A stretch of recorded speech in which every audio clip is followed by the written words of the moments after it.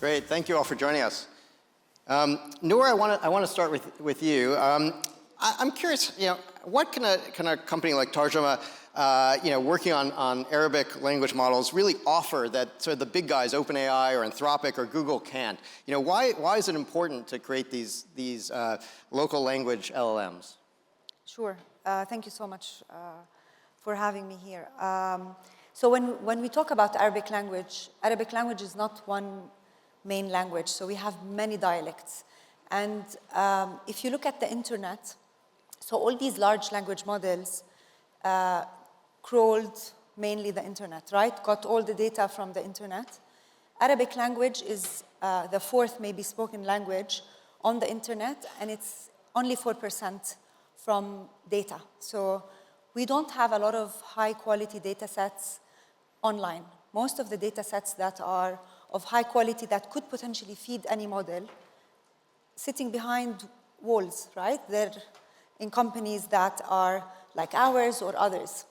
So eventually when you look at any of the existing models today, they're quite good, advanced drastically from the days of when Google started to when OpenAI launched and all these other models racing continuously to improve. The one issue that we continuously face is when we are translating different culture or nuance, and you basically need to fix grammar or a specific kind of culture, and that data is not online, you end up needing human in the loop.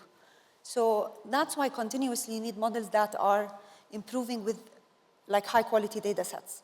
And this is why a lot of companies are today racing against building data sets and data companies and structuring data is because, and then adding all these humans that can continuously improve these models. So eventually when it comes to Arabic language, as Arabic.ai, what we're focusing mainly on is solving complex problems that's related to Arabic.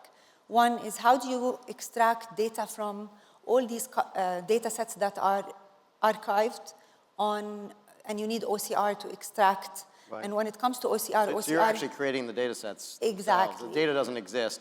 You have to create the data to train the model. Absolutely. Got it. I want to broaden this out to talk a little bit about AI sovereignty more generally and bring in Anjney and Bill. There's a lot of talk, a lot of countries out there say we need AI sovereignty, we want to have AI sovereignty, but how achievable is that really, given you have these few hyperscalers that control most of the data centers and the cloud, you have a few of these big model companies that everybody seems to be using. Anj, I'll go to you first. How achievable do you think AI sovereignty really is, or is it sort of a distraction? It's a good question. It's a hard one to reason about in the abstract, but basically, is sovereignty possible? Absolutely. But the way I kind of think about it is, which part of the stack is sovereignty critical for, and then which one do you have a reasonable shot at actually unlocking? So, a simple way to break it down would be, you've got the chip stack, you've got your infra stack of software, and then you have the model layer, and now you have agents that are built on top of the models.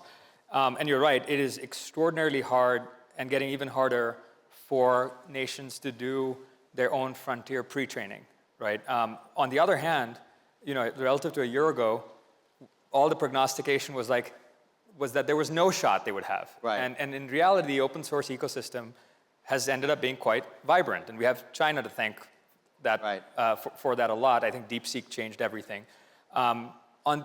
So I think there's at least at the model layer, the picture is looking a lot more possible for nations. There's base models that they can pick and then do the last mile customization on their local values, their cultural norms, like we were just talking about with translation. And so it is possible. I think what's much harder is the chip stack, right? Because if you need frontier chips to train models, which are increasingly much more demanding workloads, as a country, if you don't have a shot at building your own 2-nanometer, chip fabrication supply chain within a few years, which basically there are only 2 countries today that can do that, you're best off partnering. Right. And so I think sovereignty is kind of, I sort of reason about it at every layer, and the part that I think has changed the most is the foundation model layer. And I do think that countries now, the ones that at least that have invested in building out compute infrastructure where they own the chips, they host them, and then they can run the models in ways that they can align, that's where the world is going. And I think that's become non-negotiable. Interesting. And Bill, I'm curious what your thought is on this idea of AI sovereignty. Do you think it's achievable? I do think it is achievable. I definitely think that people care so much about preserving their culture that that's a very important part. Right. Think about where we are in time right now. Clearly, everybody knows how transformative this is. I think people will look back on 2025, or maybe this decade for sure, as a turning point in civilization, probably like BC and AD. We'll look at this turning point like that. So the whole knowledge of humanity is being absorbed, and preserving those cultural components in sovereign AI, I think, is going to be important. My whole goal is to try and make it be fair. So to try and give attribution properly to I know, people. Bill, you're working on one of the most pressing problems out there for many companies, particularly in this business we're in, publishing or content creation, which is, you have these models that have been trained on all this content, essentially taken without permission. And now a lot of companies are worried about, well, how do I get paid for the content I have? It costs something for me to produce it. It's highly disruptive to my business model. How do I create a new business model? And so you're working on attribution. Can you talk a little bit about how this works with ProRata? Yes, well, imagine a world where anybody with an idea, anywhere on Earth, whether it's a paragraph or a song or a design, architect, anything, can contribute that to AI, and then when it's used by others, can be attributed and compensated. Well, in the past, that wasn't even remotely possible, but with AI, it actually is. You can use the models themselves to track down where the components came from, sort of unscramble the egg of the output, and then give proper attribution. So we've developed a technology to do that. Now we just have to convince all the AI companies that they want to do that they should do that. But I definitely feel that if we can make that happen. How's that bit going? So far, we've only gotten small AI companies to do it, but we're working our way up the chain to the bigger ones. But lawsuits are changing things, for sure. The Anthropic settlement of $1.5 billion to the book publishers is one movement. Other laws are being created. But I think that the real thing that will make it happen is not laws and not lawsuits. I think the real thing that will make it happen is the AI that uses content fairly will have better answers. And therefore, competition will make it happen eventually. Okay, interesting. And to make this work, do you need access to the model weights and activations? No, you can look purely at the output itself and figure out where things came from. That's the important part. Because sometimes the weights themselves don't tell you where it came from because of the way they're statistically creating the answers. So we feel it's very important to try and make AI fair to all, because this is now going to be the starting point for people's discovery of everything. AI is taking over search, it's taking over shopping, it's taking over everything. So I think it's very important to Interesting. So you talked a little bit about the Anthropic lawsuit and the effect that may have. A lot of people are hoping that there'll be some regulation around this technology as well. And Nour, I wanted to come to you. I mean, what would you like to see in terms of regulation and governance of this technology? And how do you think that may sort of shape the landscape going forward for who the winners are going to be in this new world? So I think we see two worlds when it comes to regulation. We see the US and maybe like Europe, where it's over-protected with GDPR, where innovation got a little bit stalled. I think in order to have a balance, let's say, innovation, where you don't have full innovation without any of at least somehow regulations, we see definitely copyright is one of the main issues, is how do you protect the publishers or the writers or any contributors to AI. Then we need to see some protections on models, or let's say, for example, how do you govern a model when you use some of these APIs? How do we make sure that there's data protection? Right. Are you worried that some of those larger players might distill off of your model, and then they get to say, oh, I offer this great Arabic language capability, but they didn't create it? Absolutely. Yeah. That could possibly happen. And then when you deploy on-prem a model for a customer, despite having like, and you said actually something, Anjney, that's very important when you said about data sovereignty. We have all the hyperscalers, most of them in the region, operating on data sovereignty. Not everything, it's semi-data sovereignty, right? We all know that. So when you deploy a model on-prem, in our case, let's say for clients that really care about data sovereignty, you're technically giving away your model IP to them. Right. How do you make sure that this model does not get reversed engineered, right? These are things that we need to like care about, worry about, and I don't think they're governed yet or protected. Interesting. Anjney, I want to come to you. I think we last connected, it was around the time of the Paris AI Action Summit, which was an interesting moment sort of for global AI governance, a kind of shift from this focus on AI safety to looking at maybe regulation that would be more sort of in favor of innovation and growth. How are you guys looking at this currently at A16Z? Is there, I think, certain members of your firm have been very pro, let's not have any regulation. It's way too early to regulate this technology. But I'm curious how you come down on this issue. You're right. Paris was a complete shelling point where things changed 180 degrees. And the Paris Action Summit was about a month after when DeepSeek came out. So it was, I would say it was a double whammy effect, right? What had happened was right before then, there was this like statewide explosion in the United States for state-by-state legislation. The Biden executive order about 12 months before that was a bit of a starting gun where the previous administration said, AI is important, something must be done, go figure it out.